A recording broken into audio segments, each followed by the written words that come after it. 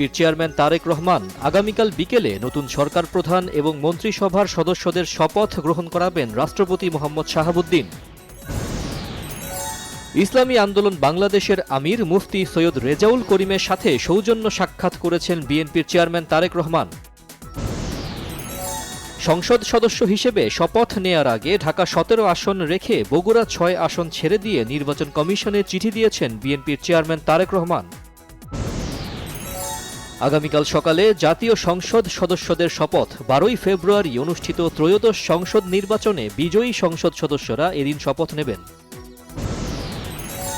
সংসদ সদস্য ও মন্ত্রিসভার সদস্যদের শপথের বিষয়ে সরকারের নেয়া পদক্ষেপ সম্পর্কে জানাতে বিএনপির চেয়ারম্যান তারেক রহমানের সাথে সাক্ষাৎ করেছেন মন্ত্রিপরিষদ সচিব।